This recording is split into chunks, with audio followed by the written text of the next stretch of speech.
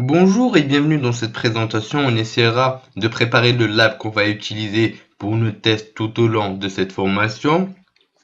Donc pour ce, nous allons suivre le plan suivant. Nous allons commencer par la découverte par l'architecture de notre lab, suivi par les disons, trois principales parties de notre lab qui est Kali Linux, Metasploitable 2 et Then Vulnerable Web Application. On va essayer de découvrir ça juste rapidement en théorie pour comprendre ce que c'est, ce que ça implique, ou on essaiera enfin de cette présentation de mettre en place notre lab en utilisant des machines virtuelles sous VMware. Concernant l'architecture du lab, on aura la machine attaquante qui sera sous Kali Linux, la dernière version qui vient de sortir, à noter la 2. On aura une machine cible qui sera soit sous Windows 7, 8 ou encore XP, cela dépendra de ce dont vous avez envie de mettre, donc c'est à peu près la même chose. On aura un serveur vulnérable Metasploitable 2 qui contient un bon nombre de failles qui sont là introduites exprès. Vous pouvez aussi utiliser Them Vulnerable Linux si vous le souhaitez. Encore une fois, cela dépendra de vos envies, mais je vous conseille Metasploitable 2. Concernant l'application web vulnérable, on utilisera Them Vulnerable Web Application. On dispose aussi d'une autre application vulnérable qui est WebGoat. Encore une fois, je vous laisse l'embarras du choix. Vous pouvez découvrir et choisir celle qui vous arrangera. Pour nos tests, nous allons utiliser Kali Linux, Windows 7, mais aussi Metasploitable 2 concernant la machine vulnérable. Kali Linux, comme la plupart le savent, est une distribution Linux qui est sortie en 13 mars 2013, qui est basée sur Debian. C'est la succession, l'héritier de la distribution Backtrap. L'objectif de Kali Linux est donc de fournir une distribution regroupant l'ensemble des outils nécessaires aux tests de sécurité, donc les tests de pénétration d'un système d'information, notamment les tests d'intrusion. C'est vraiment une distribution qui est complète où on dispose de tous les outils dont on a besoin. Vous pouvez aussi utiliser une machine Linux, par exemple Ubuntu ou autre, y installer les outils dont vous avez besoin. Mais par préférence, Kali rassemble tout ce dont on a besoin. On retrouve aujourd'hui tous les spécialistes des pentests qui utilisent Kali Linux. Vous n'avez plus besoin d'installer des dépendances, d'avoir quelques problèmes avec certains outils ou autres. Tout cela est rassemblé au niveau de Kali. Concernant Metasploitable 2, c'est une machine virtuelle et une version volontairement vulnérable, comme on l'a dit, de Ubuntu Linux, conçue pour tester les outils de sécurité et de démontrer les vulnérabilités les plus courantes. Vous pouvez l'utiliser sous VMware, VirtualBox et bien d'autres plateformes de virtualisation. Pour notre cas, nous allons utiliser VMware. Par défaut, donc les interfaces réseau Metasploitable sont liées via NAT à des adaptateurs réseau host only. Them Vulnerable Web Application fait généralement partie des premiers labs sur lesquels on se penche pour débuter en sécurité des applications web et donc du test de pénétration au niveau des applications web. Cela nous permettra de comprendre pourquoi une vulnérabilité est présente, comment la détecter, l'exploiter, mais aussi comment s'en protéger. Je vous ai proposé Metasploitable 2 comme machine vulnérable car elle contient par défaut donc Them Vulnerable Web Application. Vous aurez de deux pierres l'une, une seule machine virtuelle qui contient tous les services qu'on a besoin de tester en termes de sécurité. Sans plus tarder, allons mettre en place notre lab. La première des choses qu'il nous faudra faire, c'est récupérer les images qu'on va utiliser dans nos machines virtuelles. On commencera par celle de Kali. On se retrouve sur le site officiel kali.org.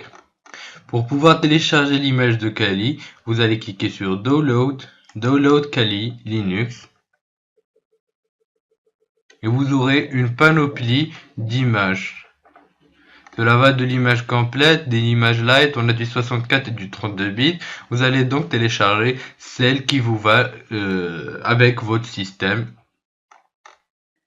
Si vous avez donc du 64 ou du 32 bits, si vous avez assez de mémoire ou pas pour faire tourner la version complète ou encore une version light. Ensuite, on se retrouve dans le site SourceForge où nous allons pouvoir télécharger Metasploitable 2. Il vous suffira de cliquer sur le Metasploitable de Linux 2.0.0.0.zip et de télécharger donc notre machine.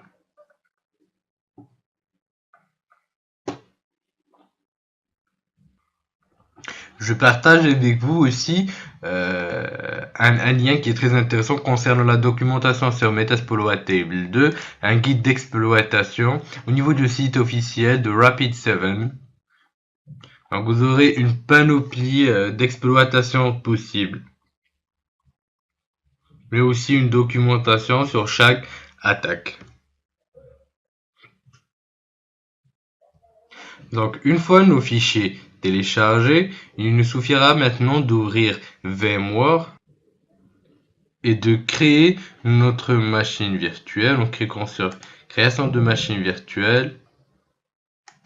Suivant, on va choisir l'image de notre fichier.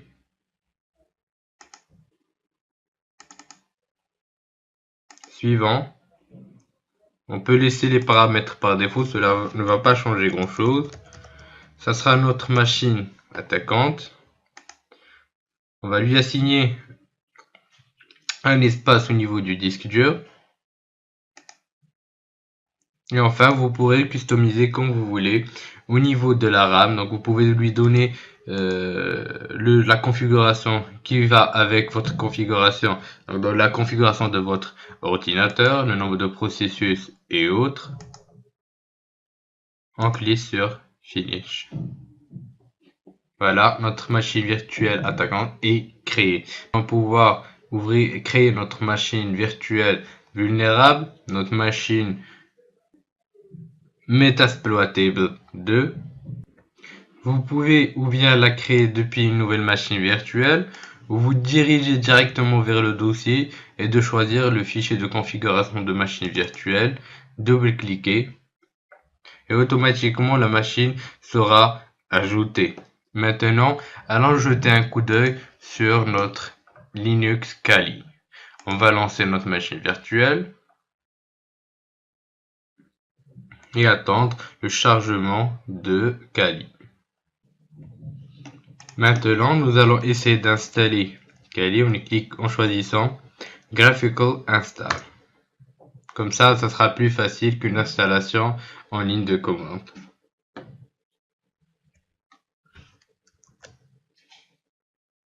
On va attendre que Kali charge toutes les données dont il a besoin.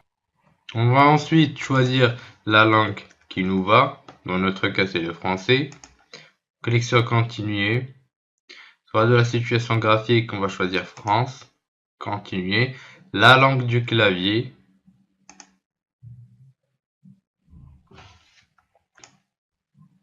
Une fois tous les éléments chargés, vous aurez à donner un nom à votre système. Donc on va choisir un nom aléatoire comme Pentester.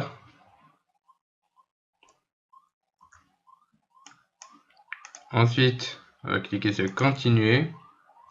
Si vous disposez d'un domaine local, par exemple, dans notre cas on n'en dispose pas. Vous allez choisir un mot de passe root. Continuer.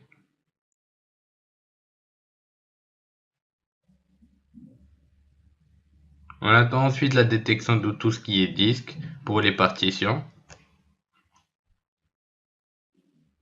Concernant le partitionnement, nous allons choisir l'utilisation du disque entier qu'on a assigné lors de la création de la machine virtuelle. Suivant, continuer. On va tout mettre dans une seule partition. Et enfin, on va lancer le partitionnement en cliquant sur oui pour appliquer les changements sur le disque. On attend quelques minutes le temps du formatage de la partition. La copie des données prend quelques minutes afin que le système soit installé. Une fois l'installation terminée, vous pouvez choisir si vous voulez utiliser un miroir sur le réseau ou pas. Dans notre cas, on n'en a pas besoin. Une fois la configuration de l'outil EPT terminée, on nous demandera si on veut installer le programme d'amorçage Grub au niveau du secteur, le programme de démarrage, excusez-moi, Grub au niveau du secteur d'amorçage. On choisira oui. DVSDA comme disque. Et on attend l'installation du programme de démarrage Grub. Et voilà, notre installation est terminée avec succès. Une fois l'installation terminée, Linux Kali va automatiquement redémarrer. Nous allons donc rentrer notre compte et le mot de passe qu'on a spécifié lors de l'installation de Kali. Nous remarquons que l'interface Kali 2, pour ceux qui ont déjà utilisé la première version, est vraiment très sympa avec un environnement graphique très accessible, très facile. Le rassemblement des outils a été refait d'une façon vraiment très simple. Nous avons des outils vraiment qui sont nouveaux, qui sont très puissants. Nous disposons aussi d'outils qui ont déjà été au niveau des versions précédentes.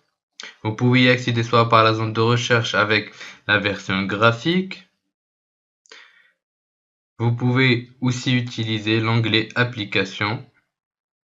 Vous pouvez trouver tous les types d'outils dont vous avez besoin. Ils sont bien rassemblés, bien répertoriés. On a les outils les plus puissants qui puissent exister au niveau du net. Vous remarquerez qu'au niveau de VMware, c'est un peu lourd d'utiliser avec une fenêtre qui est un peu, disons, condensée. On va essayer de rétablir la chose pour pouvoir aussi bien avoir notre plein écran, mais aussi pour pouvoir transférer des fichiers entre nos machines virtuelles et notre machine. Pour ce, nous allons vers VM, Install VMware Tools. Ensuite, nous aurons automatiquement un répertoire VMware Tools qui sera monté. Nous allons copier ce fichier au niveau du bureau, qui est VMware Tools suivi de la version de ce dernier. Nous allons ensuite ouvrir un terminal.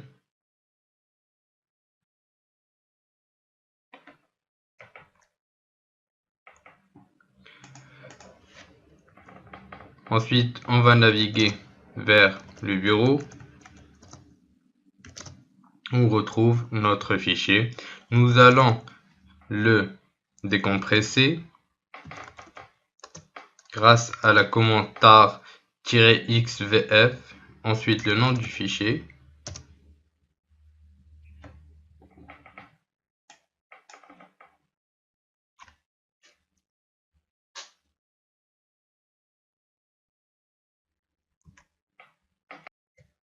Une fois notre fichier décompressé, nous allons naviguer vers le répertoire. Ensuite, nous remarquons le fichier VMware install.pl. Nous allons donc lui octroyer le droit d'exécution grâce à la commande chmod plus x VMware install.pl.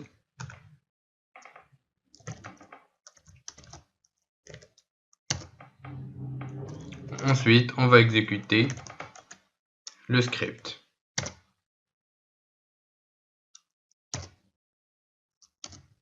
On laisse les répertoires par défaut.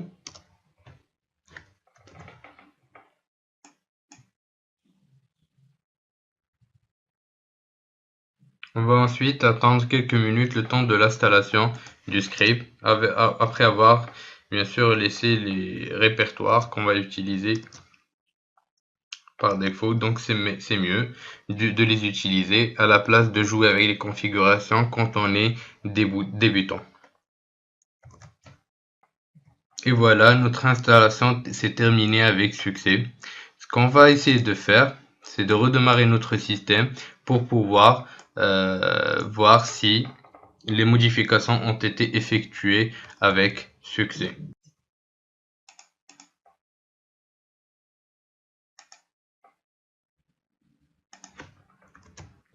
Une fois la machine redémarrée, vous pouvez essayer si cela marche en cliquant sur plein écran pour voir si ça se passe. Donc c'est parfait. Remarquons que c'est plus agréable à utiliser, aussi bien au niveau de la navigation qu'au niveau des tests, ce qu'on va voir tout à l'heure. Vous pouvez aussi tester en essayant de glisser un fichier vers la machine virtuelle, ce qui marche parfaitement bien. Donc passons au test donc, de notre machine virtuelle vulnérable Metasploitable 2. Une fois dans l'onglet de notre machine virtuelle Metasploitable 2, on va allumer cette dernière. Choisir l'option que vous avez copiée, car il faut une concordance avec les fichiers pour que votre ordinateur puisse appliquer la configuration actuelle de votre ordinateur sur les fichiers copiés. On attend quelques secondes le temps du chargement de la machine.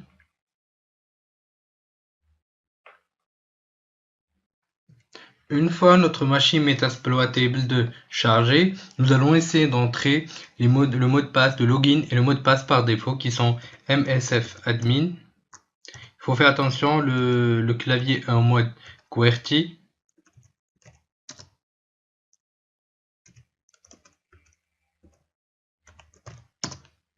Et voilà, nous avons accès à la machine. Pour connaître l'adresse IP que vous devez utiliser lors de vos tests, il suffit de taper la commande ifconfig et vous aurez l'adresse IP qui est 192.168.133.133. Maintenant, nous allons essayer de pinguer notre machine pour voir si les deux machines peuvent communiquer entre elles. Donc on va effectuer un ping sur la machine, comme on a dit, l'adresse IP qui est 192.168.133.133. Vous pouvez vérifier l'adresse comme on vient de le citer grâce à la commande ifconfig. Donc voilà, c'est parfait. On communique parfaitement bien avec notre machine. Donc il faut annoter que la machine par défaut dans la configuration est en mode NAT. Donc si vous voulez accéder à la version web, donc au niveau de Metasploitable 2, comme on l'a dit tout à l'heure, on dispose du DEM Vulnerable Web Application. Pas la peine de le réinstaller dans une autre machine, vous pouvez directement l'utiliser au niveau de Metasploitable. Il vous faut passer en mode host only, ce qu'on va faire tout de suite. On commence par éteindre notre machine. Aller vers les composantes de la machine, la configuration, Network Adapter et on choisit Host Only. Et on réallume notre machine. Une fois notre machine virtuelle